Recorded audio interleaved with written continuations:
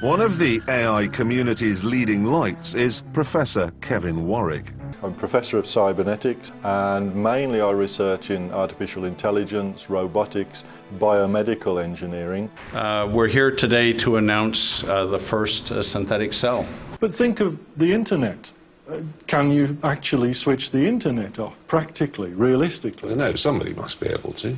Well, no, can they? It also is the first species to have its own website encoded in its genetic code. Ridiculous! It's programmed for self-preservation. No, it's an innate response for that robot. It's a basic thing of its life. It can also be argued that DNA is nothing more than a program designed to preserve itself.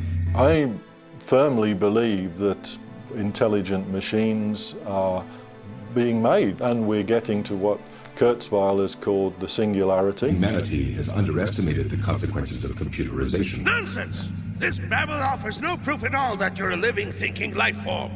And can you offer me proof of your existence? How can you, when neither modern science nor philosophy can explain what life is? Actually contains within it this code for interpreting the rest of the genetic code. Using deep brain stimulation, sending quite heavy currents into that part of the brain, switch on the power packs, and then you'll see how the guy is with purely electronic stimulation of his brain. And to recreate life out of life, so that if somebody decodes the code within the code within the code, they can send an email to that address. And this is the best he could do, and you see that this is still visible on the other side. We will tackle more than that.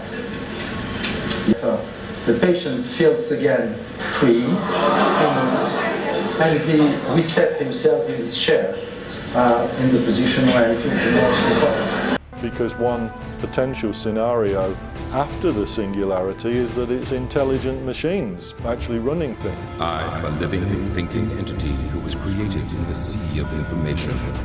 That is a realistic scenario, and in a way it's difficult to see that we're not heading for that.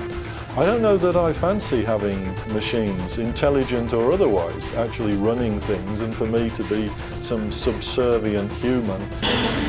The secret operation involves surgically inserting an implant and cable into the left arm of Professor Kevin Warwick. The implant was fired onto a main nerve near the wrist. Wires from the implant were then threaded through a cable beneath the skin, exiting further up the arm to an electronic connector. Effectively what we've got is a link from my brain down the median nerve, through the wires and out to the connector. The possibility therefore of upgrading myself. I want us to merge.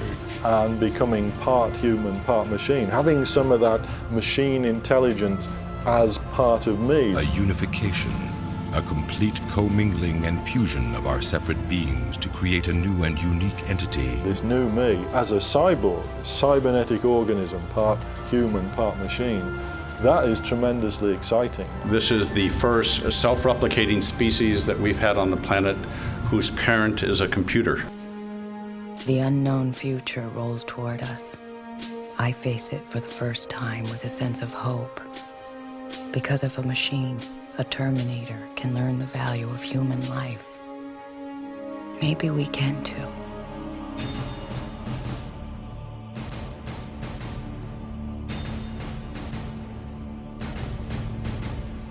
And the other thing, we have human neurons, again taken from human embryos, which we have ready to go.